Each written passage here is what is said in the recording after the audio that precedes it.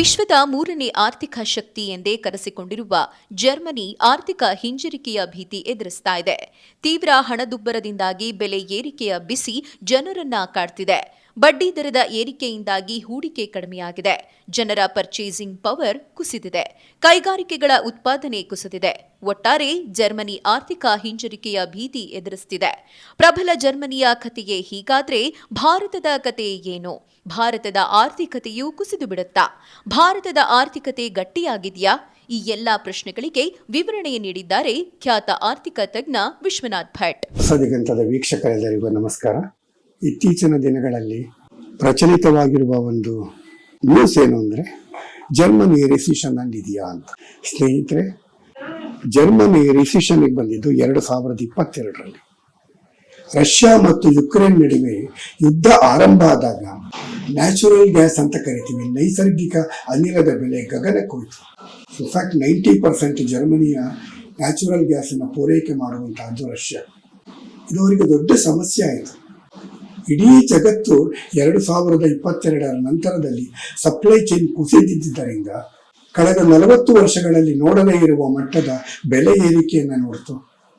ಆ ಕಾರಣದಿಂದಾಗಿ ಇನ್ಫ್ಲೇಷನ್ ಅನ್ನು ಕಂಟ್ರೋಲ್ ತರಲಿಕ್ಕೋಸ್ಕರ ಅಮೆರಿಕವೂ ಸೇರಿದಂತೆ ಯುರೋಪಿಯನ್ ರಾಷ್ಟ್ರಗಳು, ಅಮೆರಿಕ, ಚೀನ್ ಎಲ್ಲ ಡೆವಲಪ್ಡ್ ಎಕಾನಮಿಗಳು ಬಡ್ಡಿಯ ದರವನ್ನು ತೀವ್ರವಾಗಿ ಏರಿಸಿದವು. ಇದರ ಪರಿಣಾಮ ಏನು ಅಂತ ಕೇಳಿದ್ರೆ, ಕೇವಲ ಜರ್ಮನಿ ಅಂತ ತಿಳ್ಕೊಳ್ಬೇಡಿ, ಅಮೆರಿಕ, ಯುರೋಪಿಯನ್ ಕಂಟ್ರೀಸು, ಎಲ್ಲ G7 ಶ್ರೀಮಂತ ರಾಷ್ಟ್ರಗಳು, ಈವನ್ G20 ಒಂದು 75ರಿಂದ 80% ರಾಷ್ಟ್ರಗಳಲ್ಲಿ ಇವತ್ತು ರೆಸಿಷನ್ ಇದೆ. ಜರ್ಮನಿಯ ರೆಸಿಷನ್ಗೆ ಮೂಲ ಕಾರಣ ಅಂತ ಹೇಳಿದ್ರೆ, ಅದು ಕನ್ಸಂಪ್ಷನ್ ಮತ್ತು ಎಕ್ಸ್ಪೋರ್ಟ್ ಎರಡು ಸಮನಾಗಿರುವಂತಹ ಒಂದು ದೇಶ. ಜಾಗತಿಕ ಡಿಮಾಂಡ್ ಏನಿದೆ, ಜಾಗತಿಕ ಬೇಡಿಕೆ ಕಡಿಮೆ ಆಗಿಬಿಟ್ಟಿದೆ. ಹೀಗಾಗಿ ಜರ್ಮನಿಯ ಎಕ್ಸ್ಪೋರ್ಟಿಗೆ ಮಾರ್ಕೆಟ್ ಜಾಸ್ತಿ ಇಲ್ಲ. ಇದರಿಂದ ಎಚ್ಚೆತ್ತುಕೊಂಡಂತಹ ಜರ್ಮನಿಯ ನಾಗರಿಕರು ಅವರ ಕನ್ಸಂಪ್ಷನ್ ಅನ್ನ ಕಡಿಮೆ ಮಾಡಿದ್ದಾರೆ.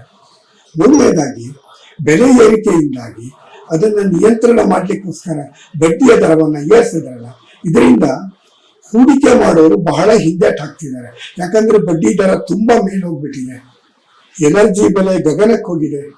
ಜೀವನ ದುರ್ಬರ ಆಗಿದೆ. ಒಂದು ದೃಷ್ಟಿನಲ್ಲಿ ಹೇಳೋದಾದ್ರೆ ನಾವು ಬೇರೆ ತರನೇ ಯೋಚನೆ ಮಾಡಬೇಕಾಗತ್ತೆ. ಇವೆಲ್ಲವೂ ಸಹ ಡೆವಲಪ್ಡ್ ಎಕಾನಮೀಸ್. ಜೀವನದ ಒಂದು ಘಟ್ಟದ ತನಕ ಹೋಗಿದ್ದಾರೆ, ಮರದ ಒಂದು ಮಟ್ಟಕ್ಕೆ ಹೋಗಿದ್ದಾರೆ. ಅವರು ಎಲ್ಲಿ ತನಕ ಅಂತ ಇರ್ಲಿಕ್ಕಾಗತ್ತೆ. ರೆಸಿಷನ್ ಬಂದಿದೆ. ಜರ್ಮನಿ 2021ರಲ್ಲಿ 2.67% ಅಭಿವೃದ್ಧಿಯ ದರವನ್ನು ಕಂಡಿತ್ತು. ಯಾವಾಗ 2022ರ ಫೆಬ್ರವರಿನಲ್ಲಿ ರೆಸಿಷನ್ ಬಂತು, ಅದರ ನಂತರ ಇನ್ಫ್ಯಾಕ್ಟ್ ಪರ್ಟಿಕ್ಯುಲರ್ಲಿ ಹೇಳಿದರೆ ಕಳೆದ 15 ತಿಂಗಳುಗಳಿಂದ ಎಲ್ಲ ಜನಸಾಮಾನ್ಯರಿಗೆ ಗೊತ್ತಾಗುವ ಮಟ್ಟದ ಅವರು ರಿಸೆಷನ್ ಅನ್ನ ಎದುರಿಸ್ತಾ ಇದ್ದಾರೆ. ಕಳೆದ 2 ತ್ರೈಮಾಸಿಕಗಳಲ್ಲಿ ನಿರಂತರವಾಗಿ ನೆಗೆಟಿವ್ ಅಭಿವೃದ್ಧಿಯ ದರ ಇದೆ. ಸತತವಾಗಿ ಅಭಿವೃದ್ಧಿಯ ದರದಲ್ಲಿ ಕುಸಿತ ಬಂದಾಗ 2 ಬಾರಿ we call it a recession. Yes, Germany recession ಅಲ್ಲಿದೆ. ಆದರೆ ಅದು ಮುಂದೆ ತುಂಬಾ ಸಮಸ್ಯೆ ಸಿಕ್ಕಾಕೊಳ್ಳುತ್ತಾ ಇಲ್ಲ. ಯಾಕಂದ್ರೆ ಜರ್ಮನಿಯ ಡೆಟ್ ಲೆವೆಲ್ ಅಂದ್ರೆ ಸಾಲದ ಮಟ್ಟ ಕೇವಲ 66.6%. ಜರ್ಮನಿ ಈ ಪರಿಸ್ಥಿತಿಯಲ್ಲಿ ಇರಲಿಕ್ಕೆ ಜಾಗತಿಕ ಕಾರಣಗಳೇ ಪ್ರಮುಖವಾಗಿರುವಂತಹದ್ದು.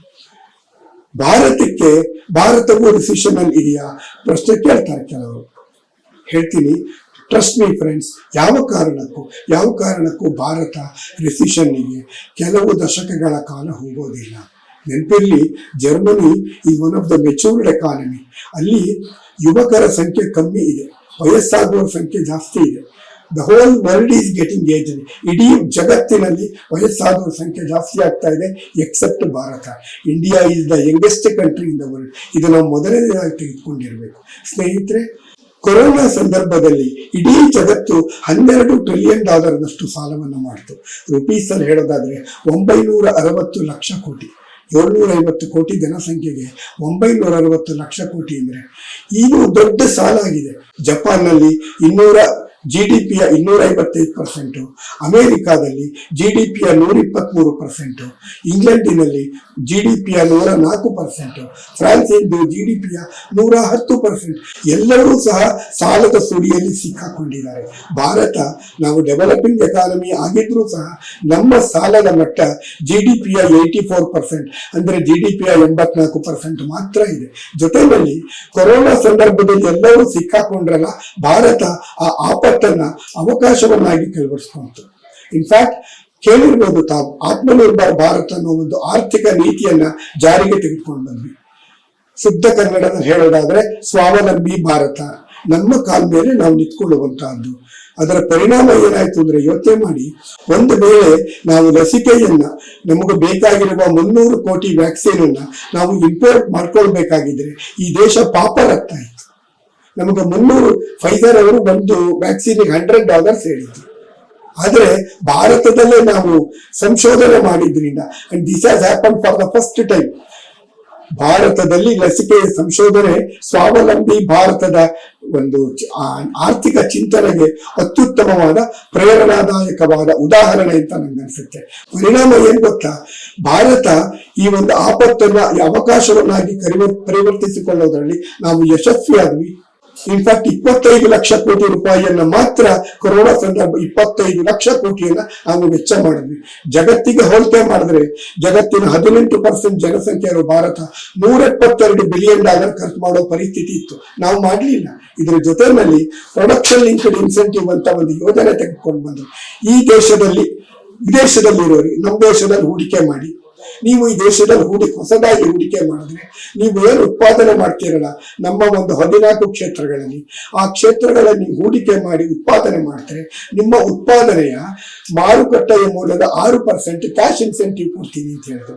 ಈ ಸಂದರ್ಭದಲ್ಲಿ ಜಗತ್ತು ಚೀನಾದ ಮೇಲೆ ನಂಬಿಕೆ ಕಳ್ಕೊಂಡಿದ್ರಿಂದ ಚೈನಾ +1 ಪಾಲಿಸಿ ಅಂತ ಶುರು ಮಾಡಿದ್ರು.